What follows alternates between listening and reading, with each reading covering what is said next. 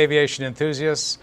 My name is Ron Timmermans. I'm one of the many hosts with the Florida Aviation Network. We're broadcasting today live and in the clear from the Central Florida Aviation Academy at the 51st Annual Sun and Fun Aerospace Expo. That's a lot of words to say. So I hope you've either made it to the Sun and Fun event already this year or are coming later this week. But in the meantime, you're able to watch us and see the interviews that we do with some very interesting aviation personalities and members of the aviation industry. Two of them are joining me today that are part of aviation education. Ms. Jennifer Sasser on my left and Mr. Brian Hughes on her left. And they are both designated as head of program at their individual academies. Jennifer, this facility that we're in, by the way, thank you for letting us use it, part of it for our temporary studio here. You're very hospitable to us, and we appreciate coming in and taking over some classroom areas here. So you've been here since 2016, did you say? Tell us a little bit about CFAA at Lakeland. So Central Florida Aerospace Academy, of Kathleen High School, actually came about back just before 2008, somewhere around 2006, 2007. A group of our local aviation folks, industry folks, paired up with people from the Polk County Public Schools as they were looking to create some career and technical education academies. And they got with them and said, you know what, we want an aviation related academy, because I mean they already had things like, you know, culinary academy or medical academy or, you know, agriculture, things like that, but they wanted to do something with aviation because you know, the folks here saw that this was going to be an important thing for people in this area, people in Central Florida, and especially with the Lakeland Airport, Lakeland Linder Regional at the time, which obviously has now grown as well. So in 2008, Central Florida Aerospace Academy opened its doors over in a couple of hangars over at the Aerospace Center for Excellence. And then in 2010, this particular building that we're in now was built from donations from benefactors, specifically from James Ray, who was a benefactor who helped to donate the money to build all of this wonderful building. And so our Polk County Public Schools, they basically leased this building from Aerospace Center for Excellence. So that's how we ended up here. Excellent. Good historical perspective on that. Brian, where are you and how did that campus come about? So a little bit of the same story. You know, we began to see after, you know, CFA and Lakeland started, Polk County in itself is a very large land size. You can drive for quite a while in Polk County and not be out of Polk County. So we began to look at, you know, being able to provide equity for all of our students in this county, of being able to access such an amazing academy. And on the east side, really tough for a kid to get over here. You know, they could drive up to an hour and not really even be here yet. So we started over on the east side and started as an elective just in the classroom there at the high school and had a fantastic response right from the very beginning. We had about 135 kids that first year. Wow. Which was impressive. And we're in year 6 now, and it has grown every single year since then to we're at about 275 now. And 2 years ago, we actually opened a on-airport campus at the Winter Haven Airport. We're not in a building similar to this. We're in a portable setup, but it's been fantastic, and it gives our kids the opportunity to be around the airport and around the networking that the airport provides and the people that are there and the jobs that are there and that sort of stuff. So, you know, it's really valuable to this sort of program to be able to do that. Indeed. So the building you have at the Winter Haven Airport is where all of the high school education takes place for these people, or just certain classes? Our kids are bused back and forth. Okay. They do take, some of our groups that come out take 2 classes while they're there. They'll take an aerospace class and a history class. And we're working on expanding that into a little bit longer. You know, the busing situation and scheduling is tough to be able to do that. But right now, you know, they take all their aerospace classes out there, and some of them will take an additional class. Very good. Whereas at the Lakeland campus, Jennifer, all of the classes are here in this 3-story building. Is that correct? The majority of our classes are here, so we do offer now their elective courses as well as their core classes like math and English and social studies and science.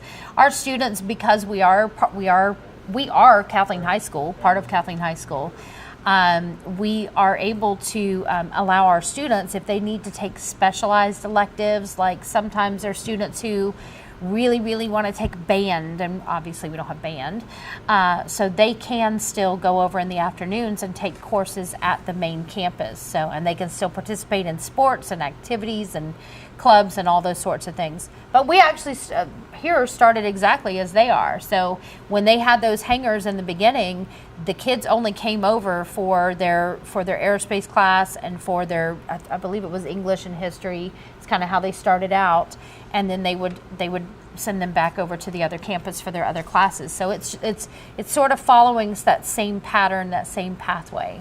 So Brian, young people involved in the Aerospace Academy, they have to take the regular core courses of English and math and science? Mm-hmm. Yeah, I mean, there's high school graduation requirements. Oh, okay. So we're an academy of Winter Haven High School. So, these are high school students that have to meet all their other core courses that are required for graduation. So students realize this before they get involved in the program. Correct. I mean, we're still considered their electives, but their electives are part of an academy. Exactly. So the electives are what, Jennifer? What kind of electives for people that are interested in aviation? What are their options? So for our students here at the Central Florida Aerospace Academy of Kathleen High School, and again, in the beginning, we only offered just the aerospace track. So students who are interested in becoming pilots would do that aviation track. And then once they moved into this building, then they added aviation maintenance. So now we have a pathway where students are able to work towards getting the general portion of their A&P certification. And then we also had offered some avionics, and over the years added engineering, and now also the unmanned systems for the drones. So that's become and honestly, of all of the programs, that one has really taken off, especially in recent years, just because, I mean, that's a huge part, that's a huge industry now. So it is. So And for young it's people, just I more can see where it pathways. would be a draw for them, that's for sure. And our goal is, what we do is we work with our industry professionals, we work with the people in this area who support aviation and aviation education, and basically it's a lot of us asking them, what do you need from our kids? What do you want them to know? What is going to put them in the best situation so that when they finish here, they can go on and be that much closer to pursuing a job in aviation of some sort, especially specifically here in Central Florida. So we are training them. We know a lot of them will go off other places, but we're training them, trying to help them to be ready for the jobs that are here in Central Florida. Success right here. Success Choose right to here. stay here. Yes. That's great. Brian, similar aviation electives at Winter Haven? We're a little bit more limited in what we're able to offer due to staff size. Sure.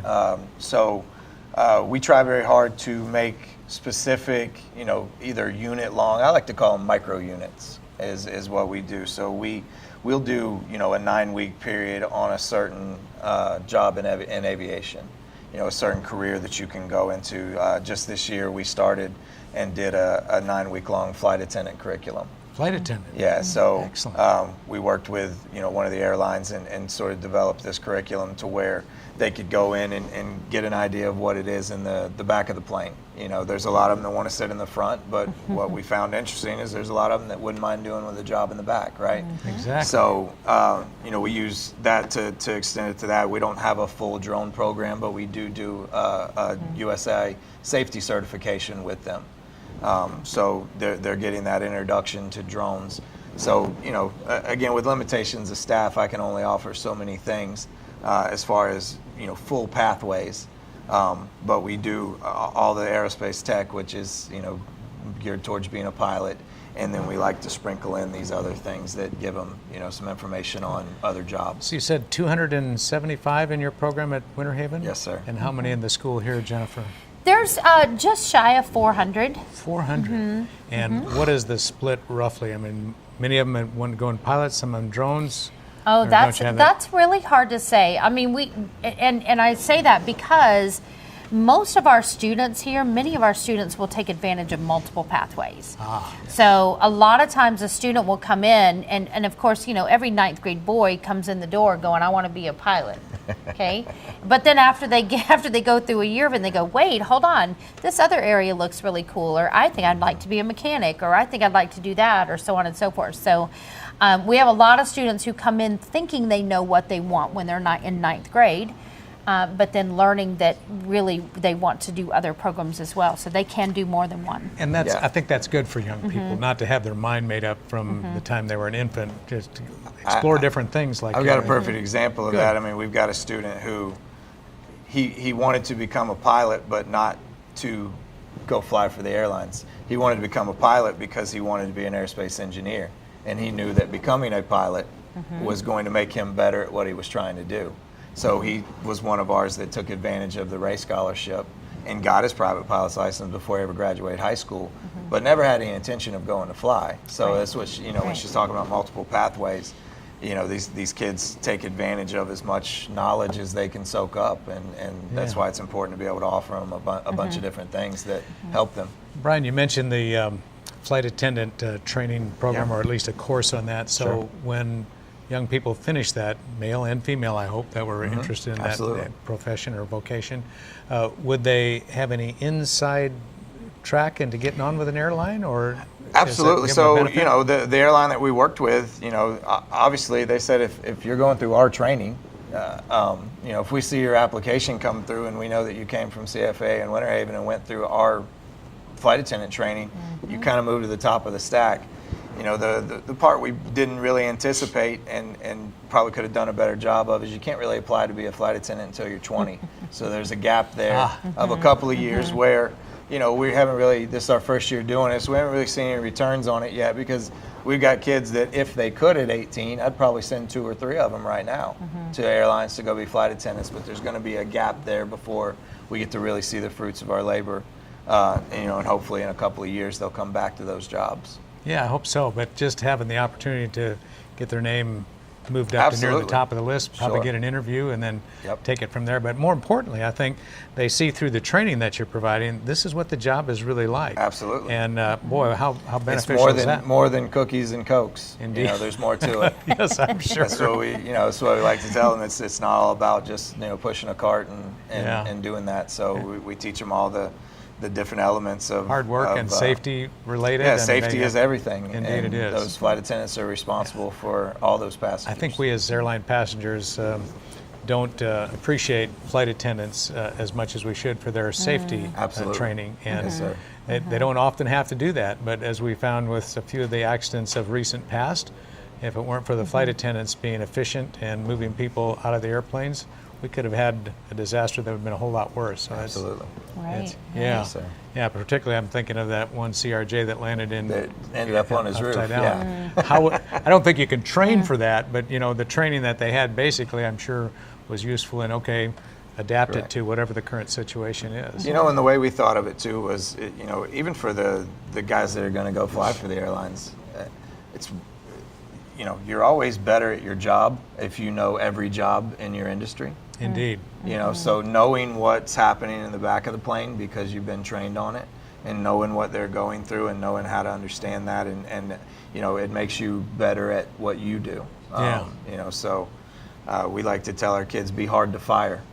And the more you know, the harder you are to fire. Yeah, good so point. that's a point. good thing. Jennifer, in your aviation maintenance training option or track, would you call Yes, it a track? that pathway, yes. Pathway, thank you. I couldn't remember the name.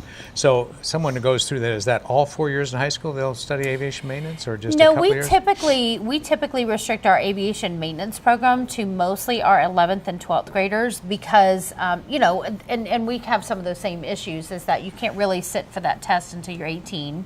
So you don't want to go through those modules too quickly, because if you started in ninth grade, you would basically finish up before you had an opportunity to take Knowledge the test. has a shelf life. Yes, yes. So we do that, and we make sure that the students are ready for the general portion of that. So of course, then they still have to, after they're done with high school, they would still go on to take the airframe and the power plant. And we have a great relationship with Travis Technical College. They actually have a campus here just kind of across the street over at Aerospace Center for Excellence, and they have a program, an A&P program. So a lot of our students who are in aviation maintenance will go over and finish up over across the street. Oh, excellent. And then from there they can test for and become an A&P. Test for and become a real bona fide A&P, and then they can go get a real job. Wow, how exciting for them, and I'm sure for you as well. Brian, you mentioned earlier the Ray Scholarship, and Kathleen said every ninth grade boy that comes through always wants to be a pilot, or I imagine a large number of them do. Yes. Yeah. All of them, right? All of So That's all they know. yeah, exactly. I think I was the same way, but even before ninth grade. But anyway, so how do they get an aviation scholarship through the Ray program? Is it automatic, or do they qualify for it? Definitely not automatic. You know, the rules have changed a little bit here in the last couple of years. There's a rubric that they go by, certain things that can earn them points. You know, like being done with your knowledge test, you know, having your medical done, taking a discovery flight, having a certain number of hours. So there's some work that's put into it, you know. Completely agree with the way that they do it about having some skin in the game. Yeah. You know, anytime you're going to hand a kid some money and say, you know, here, go do something with it, you want to know that you're giving it to the right kids. So there's certainly a process to it, but, you know, we began talking to our kids on day one of ninth grade about those opportunities that are coming for them. So they normally, by the time they turn 16 and are eligible to apply, have already been hearing about it for at least a couple of years. You know, and we try to make sure that we're preparing them on how they should do the videos and how they should fill out their applications, and all of that is, you know, super valuable experience whether you get it or not. Yeah. You know, Yeah. because learning how to do those things is no different than a job application or a college application that you're going to have to Indeed. do at Life's some point in your lessons life. throughout. Absolutely. Yes, Indeed. very good point. I had the pleasure a couple of years ago of mentoring a young man who was like the ninth grade boy that wanted to become a pilot, right? He could look up in the sky and tell me it was a 737 MAX or a Delta something. He knew all the airplanes, but he really wanted to fly. So I told him about AOPA scholarships also through the Ray Foundation. And I helped him with his application and, you know, tried to look at it as if I were reviewing the application. So I helped him tweak a few things. He got one of the got one of the scholarships. He was Awesome. and then I thought, oh my goodness, here's a young man with now $10,000 in his pocket. I really need to help him figure out how he's going to use it. So together with him, I helped him build a budget for flight training and go interview some flight training schools and the like. And so it was a building experience for him, and it really taught me something as well. But it's so fun to get the satisfaction of seeing someone excel in something that they have a passion for. It really is. I imagine you see that all the time in all the aviation students you have. Yes, Yeah, yes. that's good. So how many years has the Winter Haven campus been open now? The airport campuses, we're in year 2. Okay. The program has been around this is year 6. Year 6, okay. Yeah, but the And steady increase airport- in number of people? Absolutely, yes, sir. Every year it's went up. So someone leaving 8th grade and going into high school, do they have to apply for CFAA? They do, unless they're going to be a Winter Haven High School student already. If they're a zoned student, they can request it as an elective and don't necessarily have to Oh. apply for the academy. Which is the same thing for ours. If they're already zoned for Kathleen High School, they don't have to apply. Okay. You're Zoned just for it, okay. automatically in. If you But were if an they're one of the out of other high zone- schools, they'd have to apply? They have to apply. Yeah. Okay. All right. And then they have to get their transportation here themselves Correct. as well. They do Correct. have to provide their own transportation Yeah. if they're not zoned Good. for our schools. Yeah, I mean, and for me personally, you know, we will love to really give, you know, opportunities to those kids that are willing to come from somewhere else. Yeah. You know, that's that whole skin in the game thing we talked about. If you're willing to get up and drive a little further in the morning, chances are pretty good you're going to be engaged when you get here. You know, so we love those out of zone transfers that want to come and take That's good. advantage of a really cool program. Very quickly, as we wrap up, Kathleen, a success story that comes to mind, one of your students? Oh, wow. You know, I mean, there's so many, but I actually want to let Mr. Hughes answer that one because we're really focused on Winter Haven High School right now. So Brian, one come to mind? Yeah, I mean, one specifically, you know, every year for the last 4 years, we've spoke at the AOPA donor dinner just to kind of highlight some of our kids and show those nice people that are donating to the AOPA curriculum, you know, the success stories that you're talking about. And we had a young man last night. He's at Polk State Aerospace now, and I like to tell his story because he came to me when I was still teaching in 9th grade. And he wasn't a bad kid, but he was a 9th grade boy, you know, maybe a little bit uninterested. He decided to leave the program in 10th and 11th grade and then came back to me as a 12th grade student and caught me in the hall right at the beginning of school and said, hey, can I come back? I really want to do this. And I said, well, what changed? And he said, I grew up. And, you know, and I tell my teachers that, you know, as they're teaching these kids, I said, just because they're not looking at you doesn't mean they're not listening, and you don't know what kind of effect you're having on them. You know, so now he is about to get his instrument rating, and he's going to go on a fly for the airlines. So he really took advantage of that. What a great success. What Yes, a great sir. success. And I'm sure you've had many, so just that one example is good. Well, Jennifer Sasser, Brian Hughes, thank you so much for joining me today. Thank you for what you're doing for our young people and offering them an aviation education that is unique and probably like no other place, very few other places in the right. country. Yes, It's sir. great. Thank you So for having keep us. up the good work, and we'll have more success stories as time goes on. Thank you for joining us today. This is the Florida Aviation Network broadcasting live and in the clear from the 51st Annual Sun and Fun Aerospace Expo. I'm Ron Timmermans. Thank you for joining us. Stay tuned. There are more interviews to come.